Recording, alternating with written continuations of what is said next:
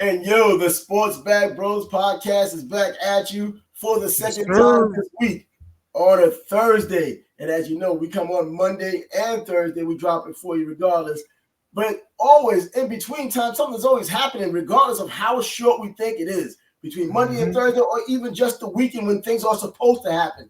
This time around, well, more news. Just in that little bit of time between Monday and Thursday, today being Thursday. It is not even just how Boston unceremoniously made the exit signs very apparent for the Dallas Mavericks as they beat the hell out of them by 18 points. But I don't even believe at this point it's even important anymore. There are other things going on, but we will get to it in just a minute. But we can start off with boxing of all things. Ryan Garcia, for the people out there who still love their boxing, Ryan Garcia is calling it a career. Do you believe it? With him, I kind of do because he seems to want to get into other things. He calls himself an actor. Is he going to try to get into movies? I really don't know if he has any acting chops. We'll see. He does have a large following. Um, Girls like him. Yeah. He could draw a crowd, but who's gonna make him a leading man? With no experience. I don't know, but he seems to be all about dollars as well. If there's a fight out there that's going to get him a huge bag, I'm sure he'll take it.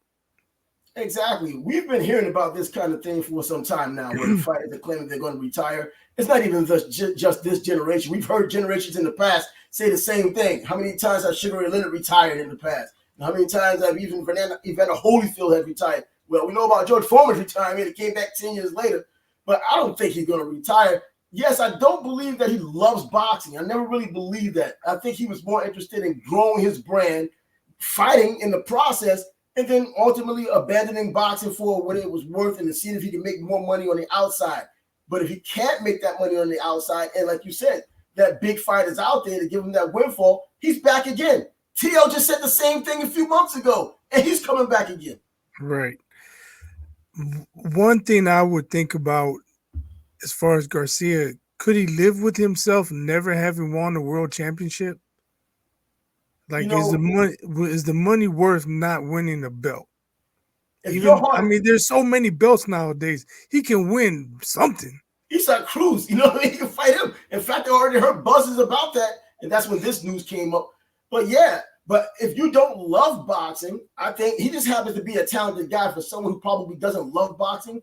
He likes boxing, and he happens to be pretty good for someone who likes it. Probably not as good if he loved it, but either way, he has the left hook, and we see how he went out.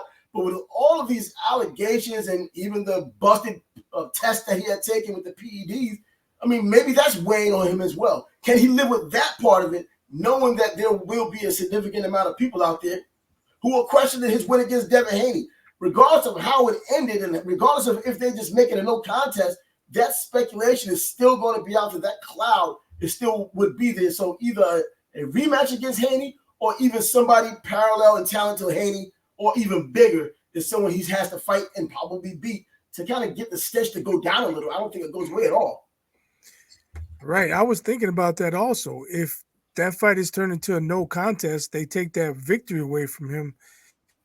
Yeah, he did beat his ass, but officially, would he be able to accept that victory doesn't count? You know, between him and Haney, whenever he sees Haney, he can say, "Yeah, I whipped your ass," whatever. But he lost a lot of respect, and I'm sure the news of if that happens, it should happen. When it comes down, he should lose more respect. And regardless of what he says, I think he's kind of morally bankrupt when it comes down to something like that. Because you look at the way he had gone about it, now it seems more and more he's knowingly winning with PEDs, knowingly came in overweight, knowingly knew he could be very dangerous that night of the fight with the advantages he had. And it actually played out the way that it played out. He beats the crap out of Devin Haney. We still don't know what's going to happen with Devin Haney when he gets back because we don't know what kind of damage has really been done. We know that damage has been done. How extensive is that damage when he finally comes back? It may not be the first fight or a second fight, I guess, depending on the talent he's going against, but it's going to show when it comes to these top level fighters again. and it seems like he doesn't care. So I don't think it's on his mind, or either that, or he's acting once again as if he doesn't care, or if he's crazy. But I don't think it's on his mind. I don't think he has that moral compass enough to feel the guilt for what he had done, or even feel the anxiety of having to come back and defend what it seems like it's out there against him. Yeah, I don't pretend to know how his brain works, what bothers him, what doesn't bother him. He claims he was acting during the promotion for Haney. People were calling him crazy. Was he mental? He claims that was all an act. I don't know. If I was in this camp, I'd say, look, you don't want to box very much longer, or if at all. How about you fight Bud Crawford? Bud Crawford needs a big fight. That's a big money fight for both of them. You don't have to worry about cutting weight, rehydration clause, whatever. And for the pure boxing fans, it would be a treat because Bud would beat the shit out of him. Woody, I think Devin Haney might walk Bud out to the ring. Devin Haney be right behind him, walk him out to the ring. Like Mickey Ward and Arturo Gatti used to walk each other out to the ring. I think so. And and the thing about that, but if he wants to retire, he can leave. He might make 50 to 75 million for that. And he probably can. And I'm thinking that even though it wouldn't be a complete mainstream fight, but as you said, his following is so big. And whatever following Bud has gotten because of the Errol Spence fight and just because of pure boxing fans, typically that's not the kind of fan base that would get you that mega fight money. But hey, Ryan Garcia's fan base and Bud's newfound fans and Bud being who he is, that's going to bring the big pension payday that Ryan Garcia is going to need, because he's going to take the beating and leave with the money. But I just don't think he loves boxing enough. If there's an opportunity not to get hit, not to get hurt, not to be at risk to make a large amount of money, if he's not going to be in a starting role, like you said. But you don't start off in a starting role. Maybe he has something that we don't know of that he could work on his craft. Athletes do very well outside of their sport, working on things because they have the discipline and drive to go and pursue whatever it is they're doing, even if it's the wrong thing. They still have that drive, that innate fortitude to push forward on whatever it is they choose to go after. But in any event, man, I just don't see it. But at the same time, man, you don't have over 200 amateur fights and this many pro fights and do what he had just done just to walk away from it. I mean, it's not even a Marciano kind of thing. Marciano had some injuries that also contributed to him retiring. There's nothing wrong right here. This guy's in the prime of his life. In fact, I would argue that he's just on the cusp of his prime. Right, and he hasn't won a belt. So what has he accomplished? Take away the Haney victory, it's a no contest. He's accomplished absolutely nothing. Yep. And that's a bad look at ego. But you never know. He could end up in a movie or two. I hear T.I. is doing comedy now. T.I. I didn't know that. Yeah. And he's got beef with Godfrey. Well, they had beef. They squashed it. They worked it out. But when don't these guys have beef, man? Come on, man. It just happens all the time. I was just watching the show the other day with his beef with Shorty Low up in the same area. Come on, man. But Ryan Garcia has at least a plan. Well, it seems like a plan, but anything he seems to touch right now turns into money. So it doesn't look like money's going to be the issue. Whatever's going on in his head, which we don't know, I think a fighter being a fighter, even if you don't love it, if he has that win taken away and he's no longer has been a champion, it's been taken away, there's not too much of, but I know I really won in your mind. I think you really have to go out there and do it for real, do it the right way to solidify it, I guess, to make yourself even sleep better at night. Right, because no one's going to give him the respect for beating Haney. I mean, only his TICK writers. You already know that. Other than them, who respects him for what he did against Haney. Yep. True boxing fans don't, that's for sure. And so whenever he comes across true boxing fans, I don't know if they're going to be disrespectful. Nowadays, if it's on social media, they probably will. To his face, maybe not so much. But they won't be greeting him with the same admiration they would have, Maybe if his female fans, they seem not to care. Like Oscar De La Hoya had his female fans. Regardless of what he did or said, they were still coming to watch him either fight because of who he was, not even the fight itself, or whatever. They just supported him regardless. And Ryan Garcia, when it comes back to the mental thing, no, we don't have to be a doctor or be able to analyze him and see if he's crazy or not. We can kind of just use some empirical evidence, such as Beverly Hills recently, doing what he had done there. That's kind of crazy, and it seems like not the right thing to do. It seems like someone that might be a little bit off their rocker doing what he has done, causing that ruckus and their oppression charges. So that's not out of the news either. Yeah, but why show up to the Tank fight with the rematch me, bitch? I was going to bring that up just a minute ago. I was like, he was waiting for Tank after the fight. Take all these props. It's like, yo, let's go fight again. Days later, you're saying I'm retired. That's why I know it's another Teal retirement. You're not leaving. Too much money on the table. You're still a fighter in your soul. You don't have to love it. You like it enough, though. And I think he'll be out there. And not only that, this is the day and age of attention. People love getting attention. He's no different. You have all these followers, and you like the attention you're getting from them because they haven't seen you act really yet, and they want to see you fight, or they just like seeing you in the ring because you're a good-looking guy. But, that feeds his ego as well. They come to see him. He knows that. I think he'll give them what they want ultimately, and I think it's in short order. I don't think this is a retirement. That's ridiculous. I was just about to say, maybe he just wanted some attention. People were talking about Tank, and some people are calling it Tank's best performance, and nobody's talking about him. So let me say I'm retired so people can talk about me. Well, he has an awkward way of going about it, but I guess it's acceptable now with him when you have an awkward way of going about whatever it is you're doing to get attention because of what he has done in the past and even recent history, acting crazy or actually being crazy. We're kind of left in limbo wondering which is which. We don't know what is which right now. And that's where it ends right now. I don't think it ends. His career allegedly ends, but I think it's going to open back up again. So many opportunities out there in his weight class and even a chance to get a belt if he wanted to go against Isak Cruz. That's an opportunity because out of all the fighters, Isak is never, I don't think he's ever going to really be easy. But in terms of skill level, Ryan has more skill than him. And if you could just keep your conditioning and have your skills, and Ryan has enough power to get that respect, you can beat Isak. Guys with movement give Isak serious problems. So I'm not even going to look at a Devin Haney, even though if Isak got in close on him, something may happen. But Devin can keep on the outside for 12 rounds. Well, at least he used to. Let's see if he still can once he gets back. And, Shakur, when he finally moves up, same thing there. Taking a rematch with Isak.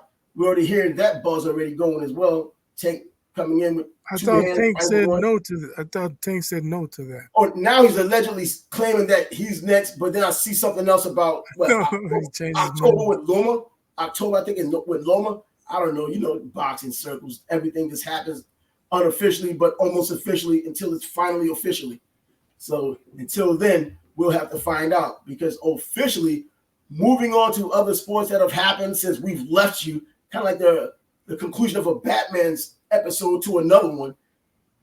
The Boston Celtics, 18th banner, anticlimactic as hell. We was hoping a lot more, but we got exactly kind of what we expected. We were just hoping against hope that things were better. They win by 18 points, kicked Dallas out of Boston, and well, now they're the champs, and we have to look at it.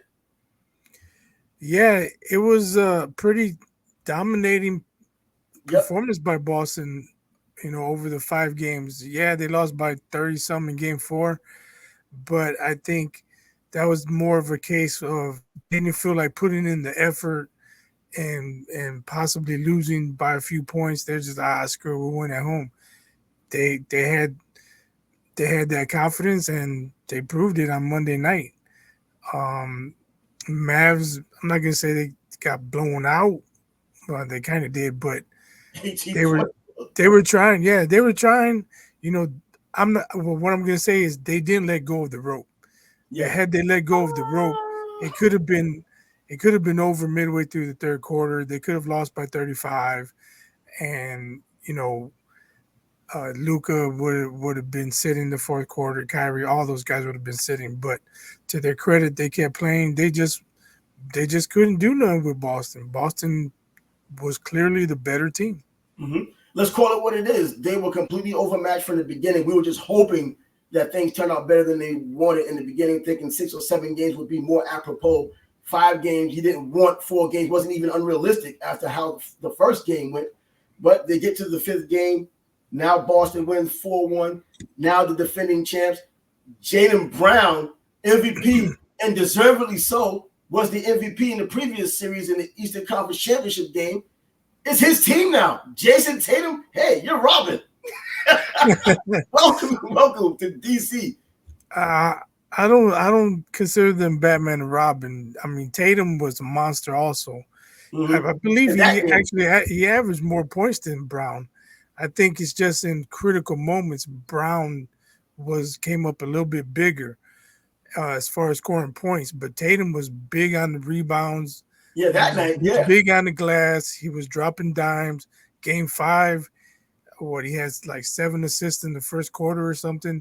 He was eating it up. He stuck a little bit in Game 5, man. So it's like I said early in the series, people were saying he wasn't playing well, and I said bullshit. He's playing well. He's just not shooting well, and he continued to play well, and he shot a little bit better. I think he was 11 for 24 in Game 5, but again, Jaylen Brown, he seemed to be more consistent scoring the ball and made what seemed like bigger plays in bigger moments, more so than Jason Tatum did. And now I think that's why he got the MVP. Yeah, he got the MVP, and in the previous series, as I said, but now you look at the core of the team and looking forward. And, I saw all of these montages of Stephen A. Smith and other people who are allegedly experts in the field of basketball, and they were saying how bad it was for Jaylen Brown to be on the Celtics to begin with, saying it wouldn't work. And now here he goes. This guy, he's here. He's a champ, the MVP of that game of all things. And another thing that kind of I think might have got lost in this is now the NBA has finally achieved the parity it was looking for with these super teams that we once saw recently. Well, not too much anymore. 6 different teams in the past 7 years, champions in the NBA. So the parity looks to be going the direction in which the NBA would like it. But why are the ratings dropping? I've seen some damn news about the ratings dropping in the NBA. For this series, I can see. Before the season? That's a good question. I'm not sure. Maybe just people are tired of the flopping. It seems I would say it seems like it's the same people every year, but this year it wasn't. You would think there would be new eyeballs because Steph didn't make the playoffs. LeBron got bounced in the first round, and you had Anthony Edwards doing his thing. But then it could be the people who are tuning in to see LeBron lose or to see the Warriors lose. They're like, they're already out, and they didn't watch. I don't know. Maybe Anthony Edwards needs more haters. Maybe Tatum needs more haters. Maybe Luka needs more haters. Luka getting haters now, man. He said the fans that people are writing about. He's called people's moms whores and stuff like that. I mean, because if you think about it, the Thunder won the West. How many haters do they have? Like, who really watched the Thunder? And that's true. So when they were playing Dallas, who was really watching besides Mavericks and Thunder fans? But we know Boston, even though it's a Boston area thing, so it covers the entire New England area, not just Massachusetts, Boston is still a national brand when it comes to basketball, even baseball. I mean, it's a national brand to where people even outside of the New England area are even going to root against Boston or root for them for the people who may root for them. So at least they carry their end of the bargain. But yeah, Dallas just isn't that team. I mean, I was looking at some stories of why Mark Cuban really got rid of the team or gave up his majority share, and it had something to do with the amount of people interested in the overall product. And it was primarily just Dallas and surrounding areas, not necessarily or even a regional team that people gravitated to. It could be a bunch of things. Maybe people don't like the commentators. I don't particularly care for Doris Burke nor JJ Redick. I actually like Doris Burke. Well, you don't have to worry about JJ Redick anymore. Right? So that gives us a nice segue to what's really going on. Like when Chris Webber was doing the game, Chris Webber was one of the worst in my opinion. I could not stand watching Eric Dickinson of basketball, listening to Chris Webber on broadcast.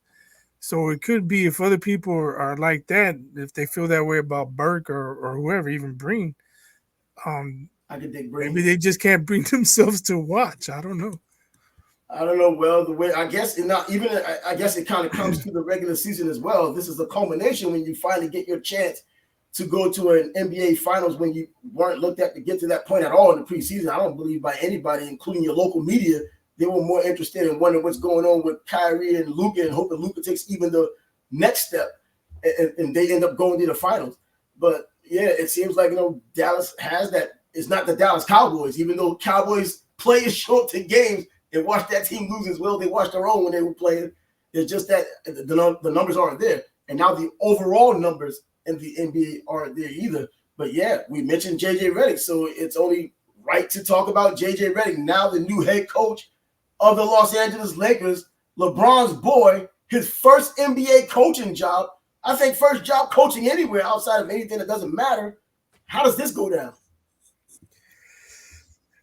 It depends on how they reshape the roster. I don't think they're going to make a lot of noise next year unless they improve the roster significantly. But I don't even know how they're going to do that. I know they have draft picks, but who wants to like the number 18 pick? Who wants the number? You know what I'm saying? Right. What are you going to do with that? So they have issues to address. But I think this is more of a long-term move because you're not bringing JJ Redick in right now to win next year. You know what I'm saying? It's a 4-year contract, so that's standard. Yeah, but like if they had brought in what's Budenhauser? I don't know how you say his name. Yeah. Or Doc Rivers, or somebody that's been a champion before. Now you're sending a different message. We want to win now, but you're bringing in a rookie coach. I don't believe you're telling your fan base, "Hey, we're going to win it next year." But you know what? I also think there's an element of being known, the notoriety, and being JJ Redick, who people know as a basketball guy. He went to one of those schools, which is Duke. He's bounced around the NBA. He's respected at least. He has the podcast. He has the following, so he gets a chance to speak a lot. And for people who thinks he knows what he's talking about, I think he does. Man, he's articulate with what he's doing. I know coach is a different thing, but he is a basketball guy. This isn't somebody who's just walking in. They're all basketball guys who ultimately get the job, but this is a guy who's been in the fire, been in the huddle, been in the locker room, can take the temperature of a locker room, knows the temperature of a locker room. What's going to be the difference dealing with these egos? Well, he's LeBron's boy, and I know that might be some pressure for going in there when he may do things that people think he shouldn't do, and they may think that he's appeasing LeBron instead of just coaching, and it might be pressure because of that. If he could block it out, he's probably better off. But what can he not do? I know coaching is different, but what can he not do as a basketball guy, knowing circumstances, never won a championship himself, but has played, 17 years of basketball, 17 seasons? Yeah, so I was thinking about that. Like, would that work in his benefit or work against him that he's not that far removed from being in the locker room himself as a player? I think he might be able to relate better to the players, but will they give him the respect that they would a coach who has an 8-year head coaching background or 10-year? To my knowledge, he has no coaching experience. None that I know of. Exactly. Right. So if I'm one of the guys like Hachimura or Cam Reddish, I'm like, why should I listen to you? I probably know just as much as you do. So there's going to be a stretch where he's going to have to really show them he knows the basketball. How's he going to get their respect? I don't know. That's up to him. But I don't think it's going to go very smoothly early on, at least. I think he's notable enough. He has enough name brand. That's why he got the job to begin with someone without experience. They could have easily have gotten someone with experience, even a coach who hasn't won a championship. But think about it. Like when he was playing, like, man, I used to take this fool to the hoop. He couldn't guard me. Not trying to tell me, hey, do this on defense. But we also know that some of these coaches were absolutely nobody when they were playing themselves. What you gonna teach me, bro? I used to kill you. You can't guard me. A lot of these coaches haven't even gotten into the NBA before. They haven't even played on the NBA level, and they're still listening to people. Yeah, but they don't come in as first-time head coaches. No experience. That's tough. They work their way up. See, I was going to use like Steve Nash up in Brooklyn as the example, but then you look at the star players he had up there. Well, yeah, JJ Redick is coming into the same kind of mix, not with three guys who had the stature of the three guys up there with Nash, but you do have LeBron, you do have AD, you have some emerging stars, but I think he gets enough respect. I think his voice has been out there enough to where he can criticize and has criticized and has taken in information, and people have come at him too, and to where he gets enough respect, and it's all going to come down to what he does with the X's and O's. So he has the acumen you would like to believe after 17 years of playing, and that's just professional basketball. And then after basketball, still being a student of the game, still being an analyst of the game, I think they can give him some respect. If it's going to happen with the wins and losses. If it starts early on and people start seeing that his signature or whatever signature he's trying to build is on this team, I think it makes it easier to digest him as the coach. Now, the LeBron factor, is LeBron going to really be coaching him on how to coach? I don't know, but I might have said this before. I know I said it recently. He's got to do the Mike Ditka thing.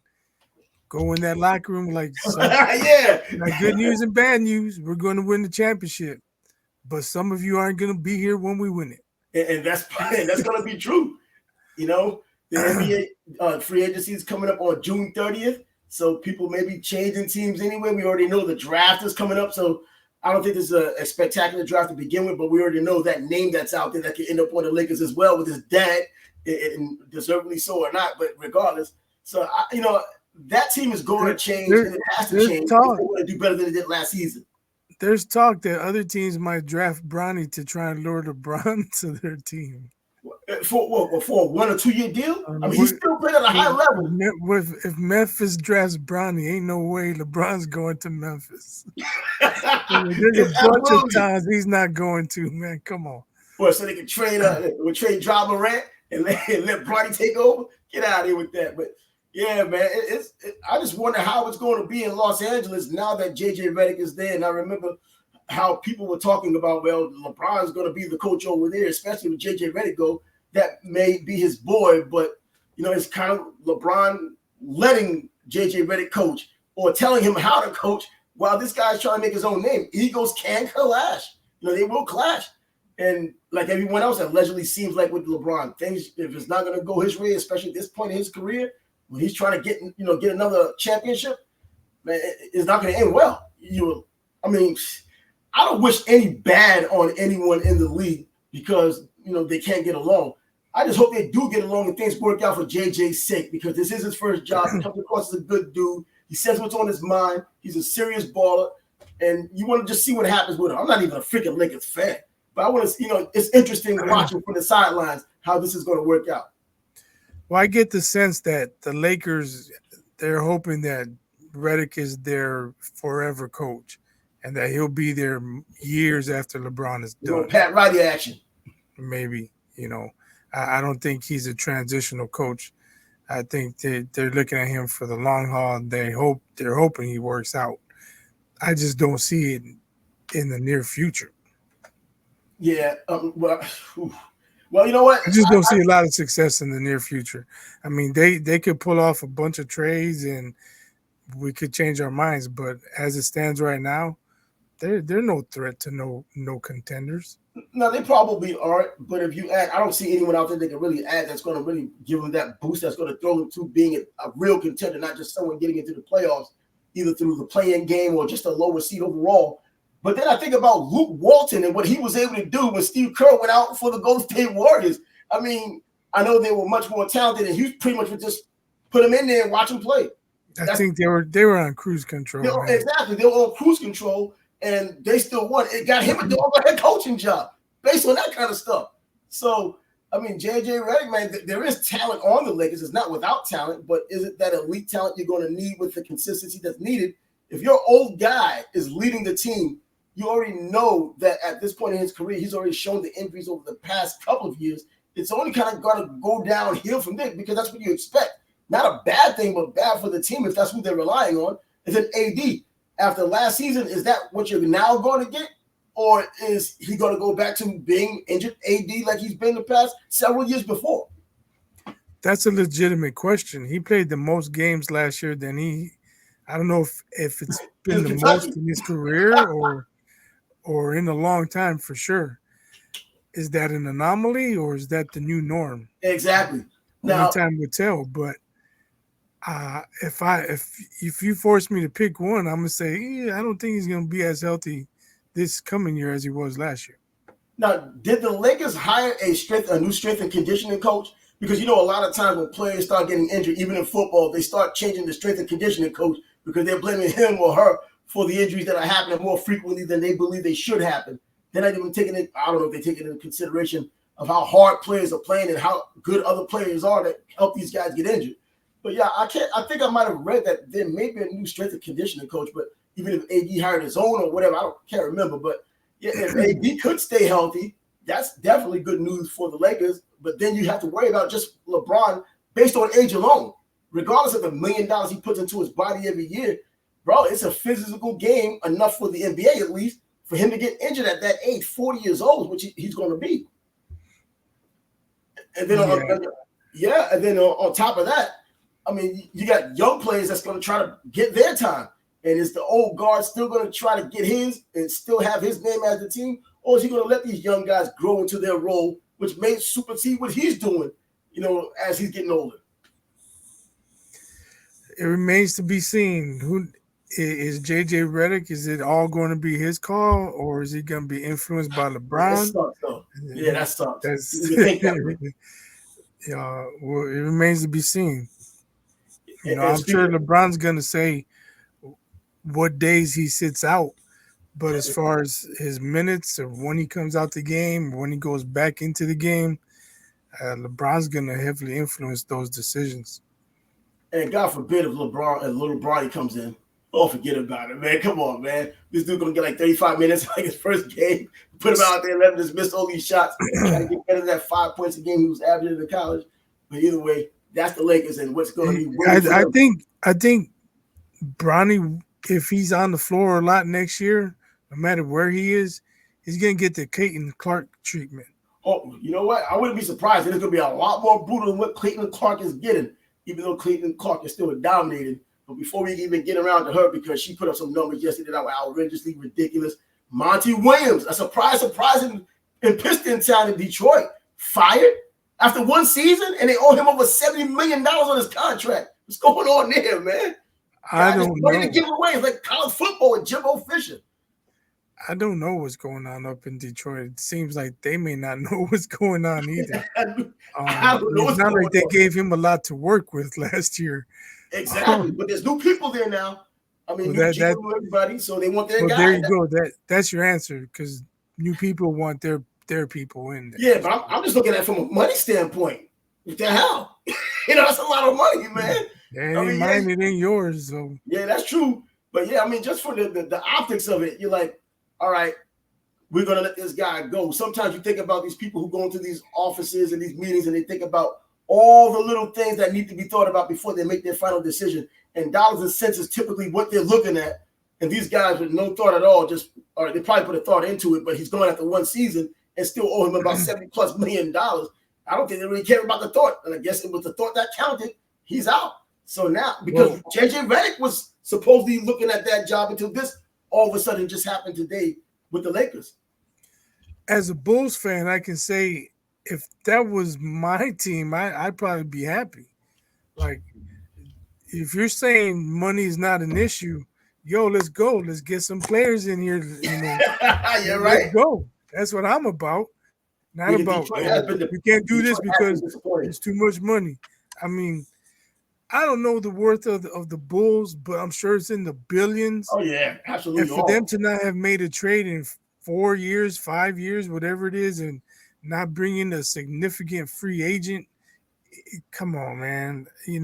What, Detroit? If you watch us, you listen to us on Spotify, you've heard me go off on Reinsdorf for the White Sox. The same applies for the Bulls. He owns the Bulls as well. Right here, Jerry Reinsdorf, right here. Well, he's trying to do something, I guess. Alex Caruso goes to Oklahoma City, and Josh Giddey comes to Chicago in a trade. So, I mean, I wonder, what was it for? Did it have something to do on OKC side because of what happened with Josh Giddey last season with the young girl, even though it was much ado about nothing, but there may be some remnants and they don't want the issues that probably come along with Is him. Giddey on the rookie contract? He's 21, yes. So he's still in the rookie contract. There's your answer. Caruso and who else went? Yeah, just Caruso right now. Oh, just Caruso? Yeah. There's your answer. It's a money thing. Yeah. But what he had gotten really, was he getting breaking the bank kind of money after his rookie contract? I mean, he averaged 12 points a game. It's not even about the average because he also dishes and he plays some defense. I mean, he's a good young player. He'll be 22 years old in October. So he's a young player. And it's, we'll see. The youth movement him. We'll see if they resign him. Oh, well, I guess it's going to depend on what he's doing once they start playing up there in Chicago. But hey, supposedly Lonzo's ready to play. They announced that after the Bulls were eliminated. I'm like, oh, now he's ready to play? There are no games for you to play, bro. So what do you mean? Stephen A was wrong when he said he couldn't play and never will play again when he couldn't get out of the wheelchair? I mean, of course, Stephen A wrong once again. Yeah, but I'm kind of like a little bit looking forward to seeing what Josh Giddey does in the new environment, a bigger city where much more is expected. Regardless of what Oklahoma City just done this past season with all those young guys and going as far as they had gone with those kind of star players, I thought, and I still think the best young team around, but still, let's see what he's going to do out there in Chicago where there's much more expectation, much more of a rich history, and it's just a different environment going into that center, going into the United Center. And you mentioned Stephen A. And how he was wrong in the video clip or the montage that you saw earlier. Yep. I got to toot my own horn because when the Celtics traded for Drew Holiday, our next show, I said I think the Celtics are better than the Bucks, and that played out. That's exactly what happened. I was just saying I knew at the time of the trade. Because remember, when the Milwaukee Bucks, when they got Dame, we was like, bro, that's it, man. I mean, what's the rest of the season for? And then like the next day or two, that's when those deals came up. Man, I don't know about the Bucks completely now. I still like them, but it looks like the Celtics might have the upper hand here because they got those pieces together. And it was just more players. And it was Chris Middleton for me with Milwaukee that was the X factor being inconsistent because of his injuries, not because of his play. Well, when you can't play, you're injured. You can't play anyway. So that's just as inconsistent. But yeah, you was right. Boston. Yeah, but a lot of people were saying they're going to miss Marcus Smart.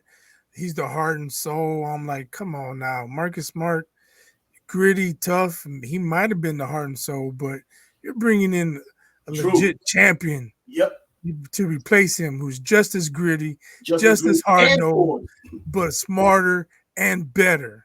Yep, and we see it worked out. It goes right there. Now, after the series now has been played over, the season is over. Now, is this like we saw last year when Denver did as well as they did, and they was as impressive as they were? Do you look at this team and say, you know what, they have the pieces to repeat? I think, man, reluctantly, it looks like they have the pieces to repeat. Definitely. The one thing, and I'm not trying to disparage them, is I would like to see next year is a healthy Knicks team, a healthy Pacers team. I want to see it. It is what it is. They had it easy to get to the finals, whereas Dallas went through a gauntlet. Oh, did they? You know what I'm saying? And then Boston dominated them. Could it be Boston was fresher? Possibly. No excuses, though. They dominated. Niggas got injured. They dominated the series, but if they got to go game 7s and game 6, instead of winning in 4 and 5 consistently, maybe things are a little bit different. Maybe a healthy Knicks team really takes them to the brink. We didn't get to see that. Even without Randall. Yeah, even without Randall, Brunson was hobbled and Ojinobi was hobbled, but they were still balling. So I want to see a healthy East next year. But I think when you win a championship, especially you have a lot of games in the NBA that are played throughout the season, 82 games being played. It's a battle of attrition that you continue to go, and players get banged up. And I know KG said it, and I know other players have said it, that you're going to be banged up by the time you get to a championship game if you get to that part. Let alone the playoffs. You're already banged up heading into the playoffs it's more of a battle of attrition there. Then you get to the final game. If you're part of the two teams that get there, you're absolutely banged up by then. And there's some luck that plays itself into the mix that gets you the opportunity to kind of slide through the door, become the champ. Look what happened with Milwaukee just a couple of years ago. Milwaukee has an asterisk season because they didn't play a full season. And then you look at what happened up there in Brooklyn with the KD on the foot incident. They could have easily have lost. Not to mention when those guys was out there, they blew them out by like 40, nearly 40 or whatever it was. And then, then the KD foot incident, and hey, they slide in. The Milwaukee Bucks slide in, and an asterisk shortened season, kind of like the San Antonio Spurs had their asterisk season, but Milwaukee wins their championship. It took a little bit of luck. It took a little bit of destiny, and they got it. I think the same thing with Boston, but I think their team is better, is built for that repeat because you have more individual players able to do things. Whereas you had Giannis, you had Chris Middleton, you had Drew, and you saw how it all worked out. So it's also going to depend on how many Boston players come back from this roster next year. Because Denver lost Brown, they lost someone else, and they lost two guys who contributed significantly off their bench. Boston's more starting five dominated, but they got contributions from Hauser and Pritchard and even Valentine here and there. And if they don't have guys up to that level who can come in and play quality minutes, that's going to affect the overall product. But I want to give Derek White credit, man. Lively fell on his head. He cracked his face, cracked the tooth.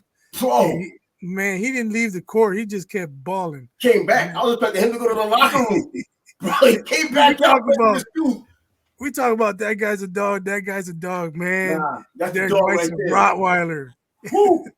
Bro, that was ill. And they kept showing it, man. And it didn't look any better every time he showed it. Not a foul either. I mean, I've been complaining about that for years now. Like, guys just jump on top of people trying to get a jump ball. I'm like, yo, he jumped on top of him. How's that not a foul? WWE, man. Sometimes they're half tackles and they're calling jump balls. Man, that's a foul. Lively landed on his head. Man, that was bogus. But, man, respect to White. Yeah, no doubt, man. I'm glad you brought that up. Man. That was serious, man. You see why Steph Curry walks around that mouthpiece. That's what White going to start using, that mouthpiece. I don't know if that would have helped as hard as he hit the way he fell for real. Nose in the whole deal. I expect him to have a bloody nose as well. But he got up and just had the bloody lip. He started messing with his tooth. That joint was legitimately chipped. I may have to go to one of these TikTok veneer dudes now to see if he can get it fixed up. But he might get a gold tooth after winning the chip, man. And that's the truth, man. Hey, gangster all the way with that one. That's what he would be. But yeah, man, definitely. I'm glad you brought it up. I forgot about that. That dude. And it kept showing the replay. And every time, like, oh, man. Every time he showed it. But, man, Celtics, now the 2023-2024 champs. Let's see if they can repeat the same way we saw last year or said last year about the Denver Nuggets trying to repeat. But we have to wait until free agency comes, see who comes, who goes, who's at it, and we'll get to see. We can give a better opinion in October after the rosters are set and whatnot. And by the way, next week is the NBA draft is next week, but also we're going to do our top 10 NBA players of all time. So we're going to bring up our list. What is that going to be on Monday or Thursday? I don't know. The draft, I believe, is on Thursday, isn't it? Or Friday? I can't remember. I don't know. But, I mean, if you want to do it on Monday, we can do it on Monday. Just come up with the top 10 NBA players of all time. This is something we talked about before, but now kind of time to put it into action, man. And so we see what kind of list we can come up with. Yes, do we need to send invites? Invites for that? But you know what? If we're going to do a live show on it. All right. Live show, people can step in and add their 2 cents worth and see what the deal is with it, because I think that basketball, especially when you're talking about in the grand scheme of things, maybe we get someone on that list that you're probably not even thinking about, but when you make the case for them, they really deserve to be there. Because I have a couple of people, at least 2 people in mind, that I think really deserve to be there and they never really talked about. But we'll find out when that list is finally going to come up. So that will be next Monday, or is it going to be Thursday? because I know the NBA draft is coming on, so I can't remember which day it is. I know the NFL normally starts on a Thursday. The NBA is now taking that multiple day approach. I thought the drafts were usually on Tuesday, but we'll have to look that up. We'll have to just look it up. Anyway, that list is still coming regardless once we get it together. So we'll put up, once we figure it out, we'll put up the notice so you can check it out on the upcoming events, probably within 24 hours, even maybe 48 hours before we actually do it. So with that being said, basketball is still on the list. Hey, guess who's still in the news? Caitlin Clark, and she's still doing what she's doing. Still getting fouled, but this time she's saying something this time. It's not the fans speaking for her. She's making comments about what's going on. What's she saying? Well, she's talking about, she not making comments at a press conference, but talking to the referees now, saying something back to them. I did see that. I did see that. You know what I mean? So that's a foul. Call a foul. Yeah, exactly, man. And these people was like, well, hacking is part of basketball, but calling the foul is also part of basketball as well. When you have Hacker Shack, guess what? They called the foul. It's just that he was able to self-destruct at the freaking free throw line on his own. That's what you wanted to do. So, yeah, there is hacking as part of basketball, but calling that foul is part of basketball too when they are hacked. And she puts up a pretty doggone good night last night. And she got the assist, she got the rebounds, and she puts up the double-double, puts up all the ridiculous points, and she just won again. I think the third straight win, and now this weekend, a third game against the Chicago Sky, while the Chicago Sky is down 2-1. What? 2-0 right now. Yeah, they lost twice to the Fever. Yeah, so they're down 2-0. The Sky won last night, though, and Angel Reese had a monster game. I think she had 16 points, 18 rebounds. Yeah, she set a record for rookies. Now, that's a good double-double, because I said double-double is the dumbest sport in sports. Wait, dumbest stat in sports. But, if it's 15 and 15, I guess in WNBA, they don't have a lot of high scorers, so 16 is a good amount for points. I saw a montage of her games and seeing her getting her own rebound because she makes bad shots and she's at 6'3", she's by the rim, she's close, and she's missing these shots. And some people even said she's missing them on purpose so she can get her own rebounds. I don't think I'll go that far. And someone even brought up your man, Moses Malone. That's Malone. They said that's what I said last week. They said he used to do the same. Huh? That's what I said. Well, if he wasn't in a good position to score a layup, he would kind of throw it off the board and go get it, knowing he was going to miss, I think. Like, not missing on purpose, though. You know what I mean? Especially when you're that close and you let it go. You know you're missing. And he had the commercial where he's throwing the ball off the board, rebound. And I don't know. I haven't watched Angel Reese enough to know if that's what she's doing. I'm going off of what you said with your shooting percentage under 40%. Yeah. At 6'3" in the WNBA, bro, that's terrible. But guess what? Cardozo's even worse. Come on. At her height. I'm like, yo, get out of here with this. Man, it's like maybe that's why they haven't been winning a lot of games. It's like abnormal. I mean, it's really abnormal to see people of that height and you're still expecting. I don't know what the real expectation is. And you're kind of getting what you're expecting because you're not getting a whole lot. But then at the end of the night, you see these stats, you're like, wow. And I know I heard someone talking about Caitlin Clark and how she really passes like a guy. They were talking about the dime she gives. And I remember someone mentioned how she threw the ball out of bounds or she threw the ball to someone and they missed it. They called it a turnover.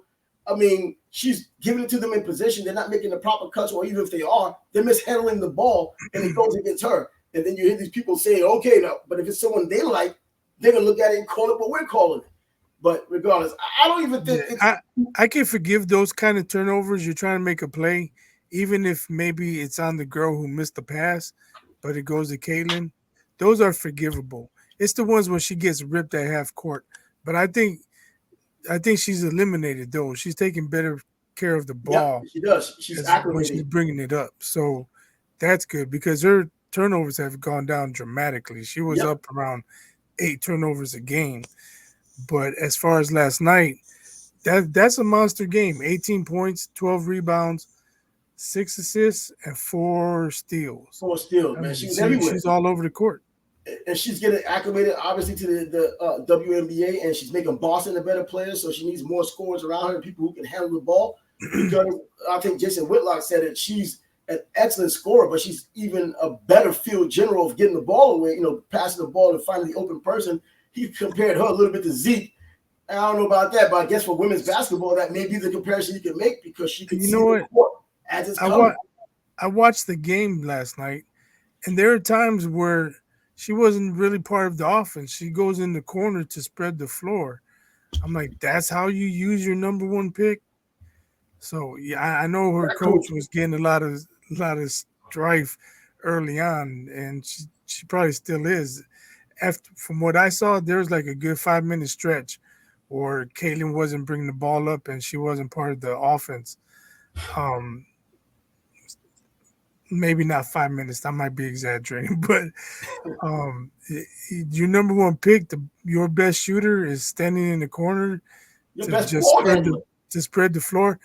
I mean, that's what a stretch 5 does, not your point guard. Yep, and I think this coach won't be around for the long run anyways, because it seems like she has a little bit of an ego thing going on as well. You see these comments she was saying in the beginning. She's not saying them as much now, being critical of Caitlin. And I guess because the game is coming to Caitlin a little better now since she's been in the league for some time, at least for a rookie. And you can see it on the court how it's looking better. And this team is now a better team than last year's team pretty much already. Last year, I mean, their record-wise, Chicago was ahead of them by, 5 games? And now they are definitely a better team now than what they were last year record-wise. And they're beating the Chicago Sky 2 times now with an opportunity in Chicago to do it a 3rd time on Saturday. A high anticipated game. Tickets at right now, $8,000+ for tickets. Come on now. This is the WNBA. When you think you're looking at the Super Bowl. Is it in Chicago or Indy? I think it's in Chicago because, the first one was in Chicago. This one was in Indiana, so I think they're going back over to Chicago. Oh, okay. It'll be 2 games back to back in Indiana.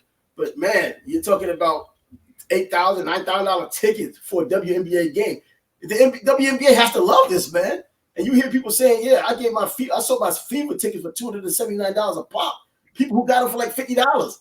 You know what I'm saying? And part of the package. But hey, if you can get yours, I'm all about capitalism, man. But this is what they want. I got a lot of family in Indy, and my niece, her friend, this was like maybe back in April or something when tickets came out. Her friend called her and said, "Hey, I have 2 tickets to the Fever. Do you want to go?" And she said, "Sure." And my niece really doesn't follow basketball like that, but she'll go hang out with her friend or whatnot. Yeah. And then the whole Caitlin Clark thing happened, and she's the number 1 draft pick.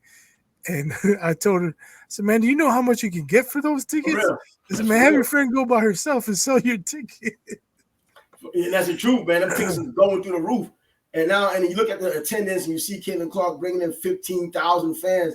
You go over to Chicago, man. Come on, man. You got to show up for your girl, Reese. If that's who you say you follow it, they got to have more than 7,000 to 8,000 people at the game, man. Come on. And besides, that's Chicago. That's a basketball mecca. What are you talking about? You're supposed to show up for women or men. You got to be there. And they haven't been. But this time around, wherever they're playing is going to allegedly be packed this time around. And it's, of course, the Clark effect. As those shirts say, when you go to the Fever games, they have the Clark effect shirts. And we're going to see how that effect works in probably a 3rd straight win. I think just like any other sport, very hard to beat a team 3 times in a row. Sometimes hard to beat them twice, but 3 times in a row, especially when that 2nd time was not too long ago, there can be adjustments made, and that home crowd may be able to do something. We'll see. Will there be a 3rd flagrant foul? If it is, we'll all get to see it again. And some lucky person would have paid $8,000 or $9,000 for a ticket to watch it. So the Sky have 2 flagrant fouls all year, both of them on Caitlin Clark. Yep. If there's a 3rd one, there's no doubt about it, man. They're targeting her. Oh, well, I don't even think we need a 3rd one. We already know what the deal is. We already know how the narrative was before she came to the league. And now that she's in there doing exactly what they said. Her big should be ready to fight if she gets flagrant fouled again. No, this is the 3rd time, motherfuckers. Let's go. Yeah, we got to make our own rules, man. You know what? No one wants to see women fighting, man. We'll take the exception. Make the exception this time around under these circumstances. What you talking about? Ann Wolf could hurt. She had hands. I wish Ed Wolf was playing and was able to handle some women over there in Chicago, man. I'd like to see Ed Wolf open up on her. I see her take care of some tall chicks before. We saw that one. That tall Christy chick. Martin gave us some knockouts too. Who? Christy Martin, the coal miner's daughter. Coal miner's daughter, yeah. Oh, trust me, I know all about her. I had a card for a little while. You know, she used to have a boxing down here in Florida for some time. The West Virginia chick came out to Orlando area, had a boxing crew going on. Had her guys wearing pink shorts, man. I mean, I'm all good with it, but she had all her guys wearing pink shorts at her gym. You know guess if you're on her team, you gotta play with the rules. Exactly. And she was still popping at that time. She's still popping it now. She's just doing things more nationally now than just locally. In any event, well, football is coming up. If you want to close out with that, well, we talked about it last week or Monday. Trevor Lawrence, his $275 million contract, and that's expecting a Super Bowl. The majority of that is guaranteed, like you would expect. And Jaden Daniels, now with the Washington Commanders, signed his contract, and he's saying that he's not great yet, but I guess you could call it the CJ Stroud effect. Even these rookies now have more aspirations and more realistic in their minds of what they probably would have had coming in if not CJ Stroud doing what he did last year as a rookie and opening it up. I don't know if Daniels has as much help as Stroud had, though. Yeah, that's probably true. We didn't know Stroud had that help either until he started. We didn't, but I don't think the Texans were trading away guys like the Commanders were last year. The Commanders they swept everybody away. The coaching staff, everybody, get out of here. Yeah. But we got to talk about the Say Hey Kid. Oh yeah, man. Look, Willie Mays, the Say Hey Kid, passes away. 93 years old. He's 93. 93 years old when he passed away. I believe so, yeah. Man, and some argue that he was the greatest player to ever live in baseball. Now you're hearing people talk about retiring his number. I don't know about that. Yeah, you can retire number 24, but man, how many great legendary players are you going to retire for the entire league before you start having just nominal numbers out there? People, just regular numbers and letting – because you could have retired number 3 by now too with Babe Ruth. He hadn't done it. Yeah, that's true. Like, is there anyone else besides Jackie that has their number retired? No, Jackie's the only guy. But Jackie comes with extra significance. That's why it's not even just a record. Yeah. And it's well deserved, and it's right that it is.